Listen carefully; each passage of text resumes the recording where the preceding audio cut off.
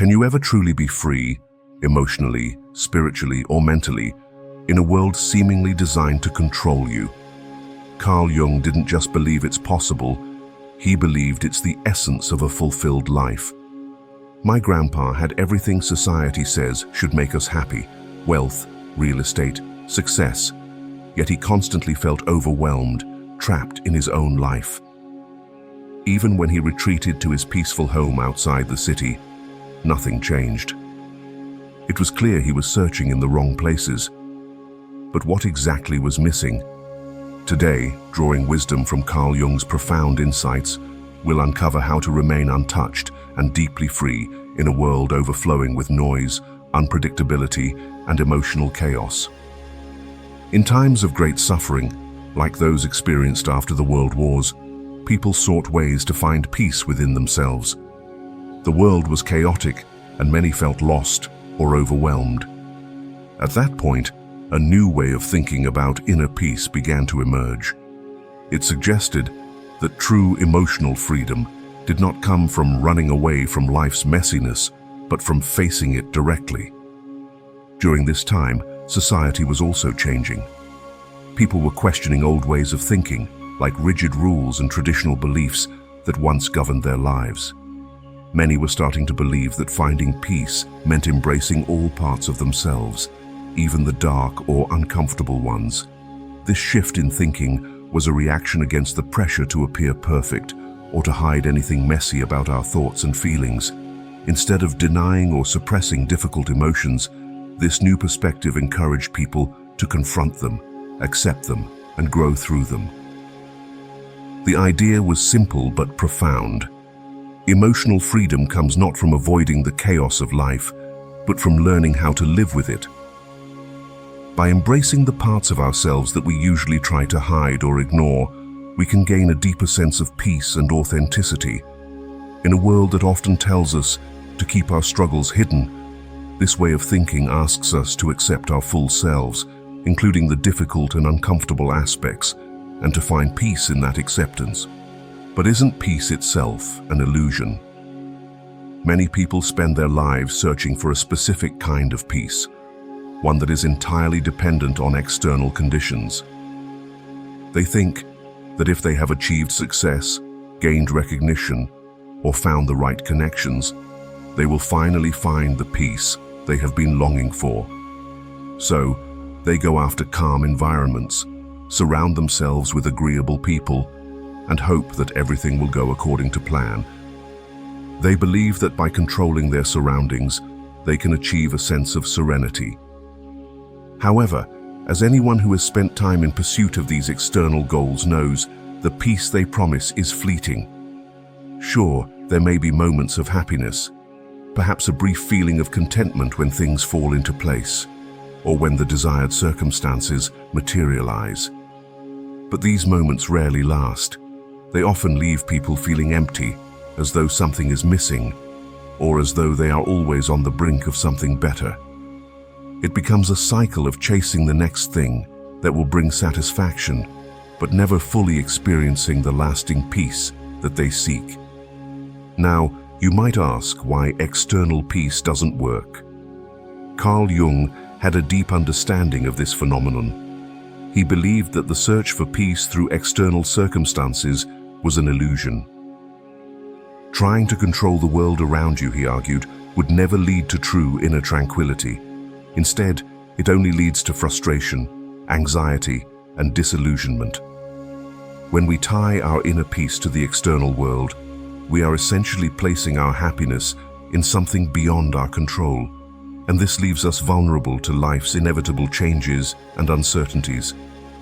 Jung's insight shows that peace doesn't come from trying to control the external world, but from learning to accept and understand our inner world. According to Jung, true peace arises when we turn inward and face the parts of ourselves that we tend to avoid or suppress. This journey of self-understanding, self-acceptance, and self-awareness is what leads to emotional freedom. It's about connecting with who we truly are, rather than trying to meet the expectations of others or conform to societal pressures. When we focus on the internal instead of the external, we start to realize that peace is not something we can gain through external circumstances. Instead, it is something we create within ourselves. This shift in perspective is essential, a realization that real peace comes not from what is happening outside of us, but from how we relate to what is happening within us. This path is not always easy, but it is the one that brings lasting fulfillment, not just fleeting moments of happiness. Think about it. Have you ever told yourself that your life would be better if people treated you better, or if you had a better childhood? Such thoughts show a deeper belief that peace and happiness depend on altering the world around us. However, Jung understood that true peace isn't about changing our circumstances. It's about changing the way we interpret those circumstances.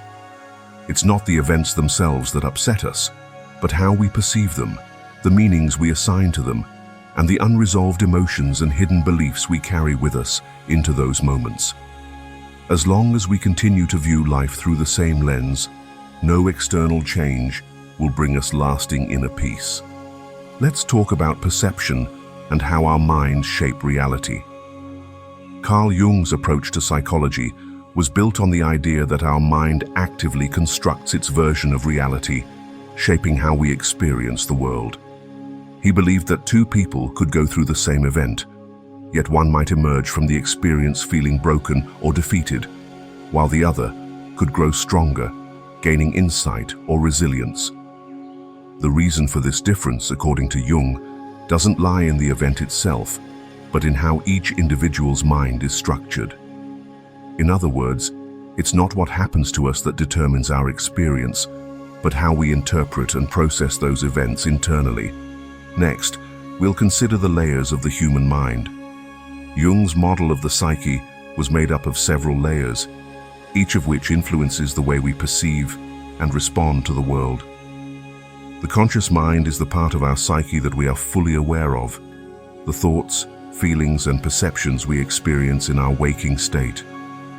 It is the part of us that interacts directly with the world around us. Beneath the surface of our consciousness lies the personal unconscious, a vast reservoir of experiences, memories, and emotions that are not currently in our conscious awareness, but still influence us. These memories might be repressed or forgotten, yet they shape our reactions and behaviors, often without us realizing it. But the deepest layer of the psyche, according to Jung, is the collective unconscious. Unlike the personal unconscious, which is unique to each individual, the collective unconscious is shared by all human beings. It contains archetypes, universal symbols, patterns, and themes that resonate with us across cultures and periods. These archetypes form a kind of universal blueprint for human experience, shaping how we respond to certain situations, people, and emotions. They are the primal, instinctual forces that have been passed down through generations, embedded in the very fabric of human existence. Together, these layers of the psyche, the conscious mind, personal unconscious, and collective unconscious, work in tandem to influence how we interpret the events of our lives. How we respond to the world around us and the meaning we attach to it depends on the interaction between these layers. For instance, a person might have a deeply ingrained belief from childhood, buried in the personal unconscious, that they are unworthy of love. When faced with rejection, this unconscious belief might trigger a much stronger emotional reaction than the situation would warrant, leading to feelings of shame or inadequacy. Conversely, another person with a different unconscious belief system might experience rejection as a minor setback and use it as an opportunity to grow. Ultimately, Jung's theory suggests that it's not the external events themselves that determine our experience, but the complex, multifaceted nature of our inner psyche.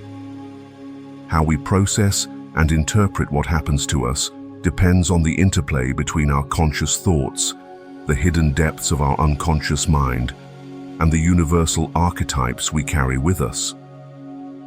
Understanding this dynamic allows us to gain greater self-awareness, And through that awareness, the ability to navigate life's challenges with more clarity and resilience. Let's be practical. If someone ignores your text message, do you usually interpret it as a minor oversight and make excuses for the person? Or do you immediately feel spiral rejected or angry? Share what your response will be in the comments. You'd realize that while the external event is the same, the emotional reaction is not.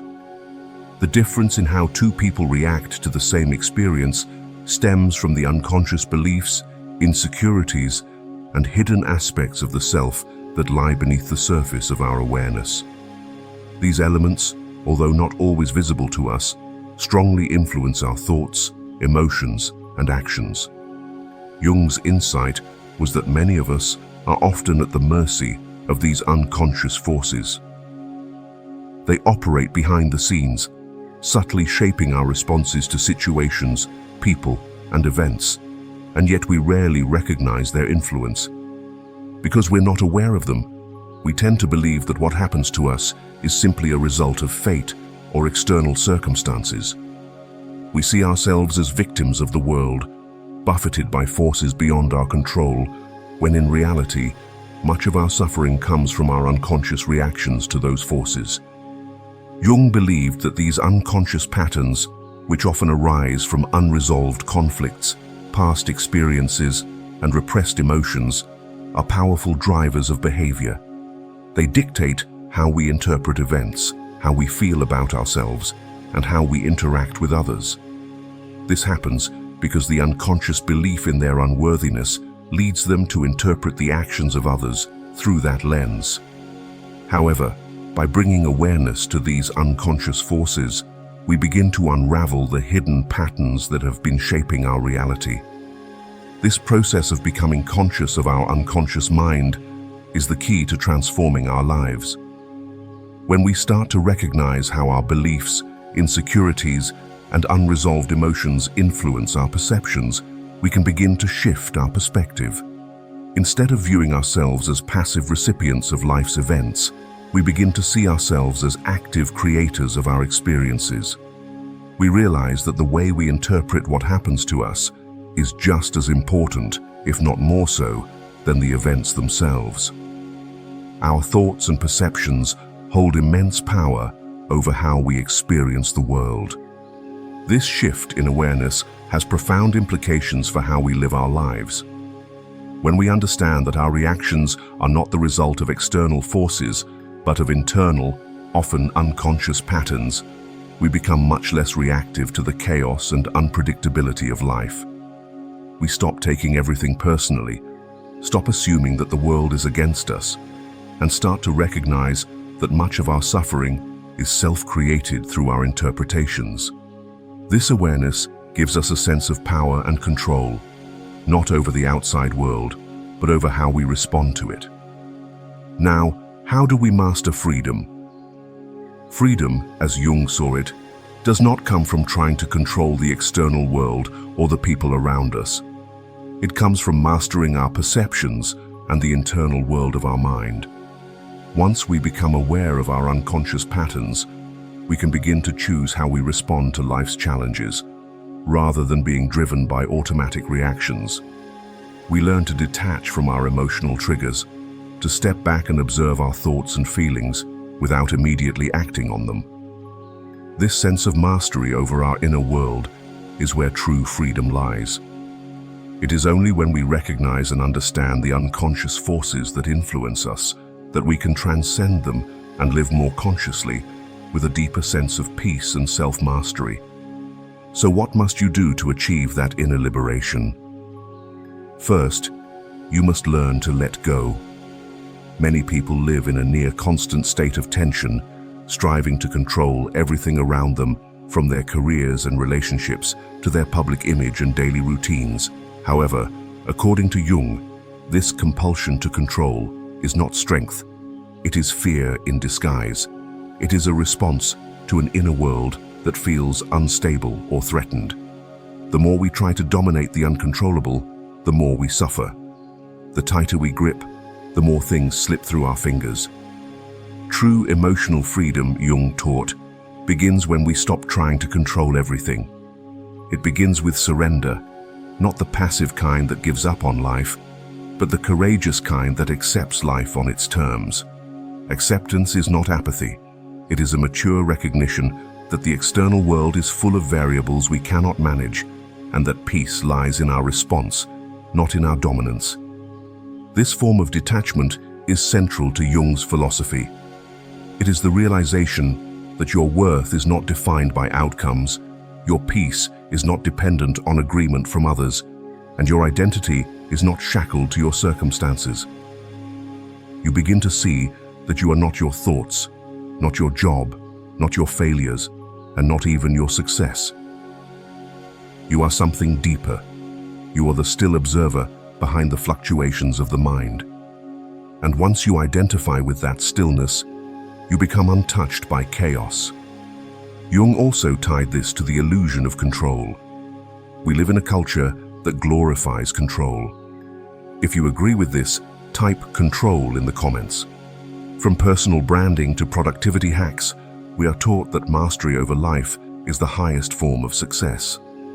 But Jung would argue that this obsession with control is precisely what leads to suffering. The more we demand certainty, the more we become enslaved by fear. The more we cling to specific outcomes, the more we live in anxiety. Think back to a time when you were desperate about something, maybe a tough decision or job search. What level of stress did you feel at that point? If you eventually let go of that stress, tell us how you felt in the comments. That relief, Jung would say, is your natural state. It only returns when you release your grip on illusions. The paradox is that the moment we stop trying to force life, we start to flow with it. We begin to see that acceptance is not a weakness. It is clarity. It is the deep understanding that pain is part of life, that things will not always go our way, and that true power lies not in resistance, but in adaptability. In the act of surrender, we discover the kind of strength that cannot be shaken by chaos.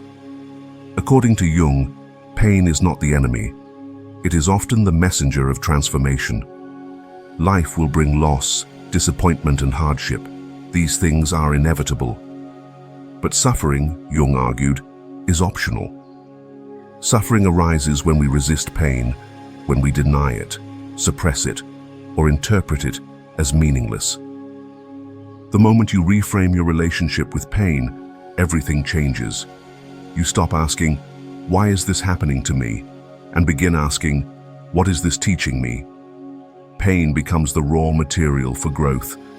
It becomes a teacher, not a tormentor. Jung saw this process as a kind of alchemical transformation, a way in which the soul refines itself through adversity. Just as metal is purified by fire, the self is strengthened by struggle. What truly torments us is not the pain itself, but the story we tell about it. If we believe that pain is a punishment, we will suffer. If we believe that pain is an invitation to grow, we will rise. This shift in meaning is what liberates us. We begin to see every challenge as an opportunity to know ourselves more deeply, to confront the shadow parts of our psyche, and to step into a higher version of who we are. By the way, do you know that one of the major obstacles to change is distraction? At every moment, something is calling for our attention, notifications, obligations, and endless content. But this constant stimulation is not just a cultural trend. It is a psychological defense. It keeps us from looking inward. Jung warned that modern life is designed to keep us away from the depths of the self. And because introspection can be uncomfortable, most people prefer to stay distracted. But distraction comes at a cost. It keeps us stuck in superficial identities, disconnected from the deeper currents of our soul. We confuse our jobs, our status, our possessions, and even our social roles with who we are. But Jung would remind us that these are merely personas, the masks we wear to navigate society. Beneath them lies the true self, waiting to be discovered. To access this deeper self, we must cultivate silence. We must create space to reflect, to question, and to feel. This is not easy in a world that equates busyness with worth, but it is necessary, because without that stillness, we never encounter our unconscious, we never integrate our shadows, and we never become whole. The question is, how do we cultivate that habit of stillness? It's simple. You must learn to watch your mind. One of Jung's most profound teachings is the idea that you are not your thoughts. This may seem simple, but it is revolutionary. Most people live as though every thought that passes through their minds is true, urgent, and deserving of action. But Jung taught that there is a deeper layer of consciousness, a quiet observer that watches the play of the mind without being pulled into it. Jung believed that the unconscious mind is not a dark, malevolent force. It is simply unknown. And the more light we shine upon it, the less control it has over us. This is the work of individuation, the process of becoming whole by integrating all parts of the self, including the shadow. And it begins with the simple daily practice of observing your mind. Most people fear struggle. They see it as a sign of failure or weakness. But Jung saw it as a rite of passage. He believed that the soul does not evolve through comfort, but through challenge.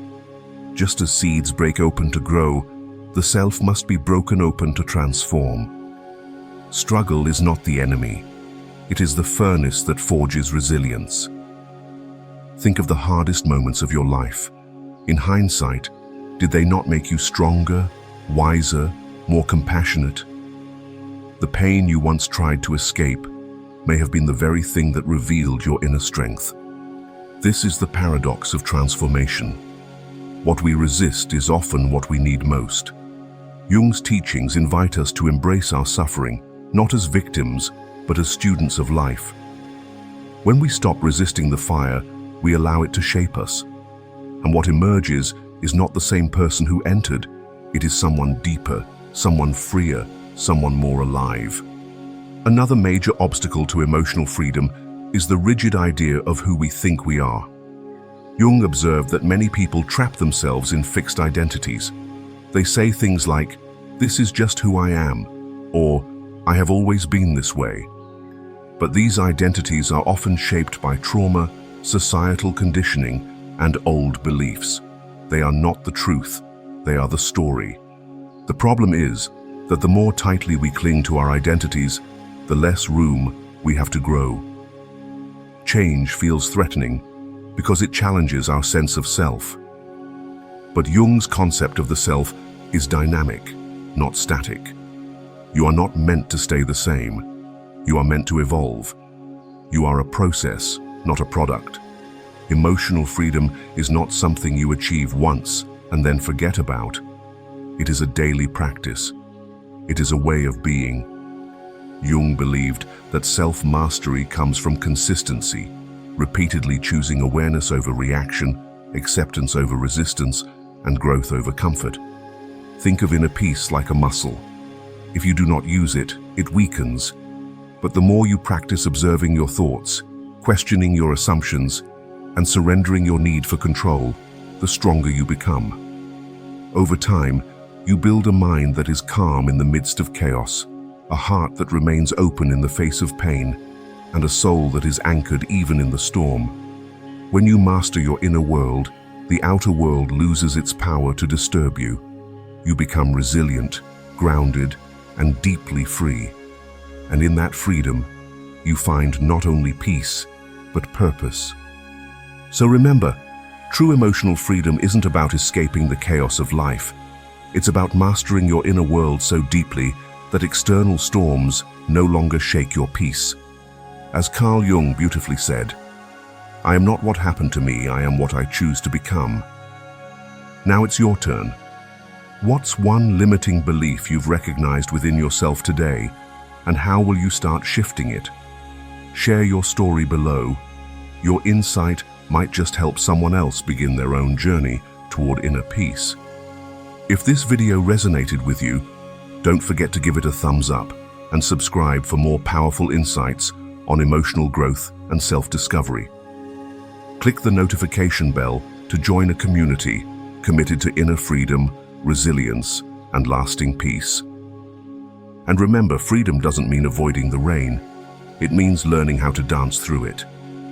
Thanks for watching. Stay strong, stay aware, and I'll see you in the next video.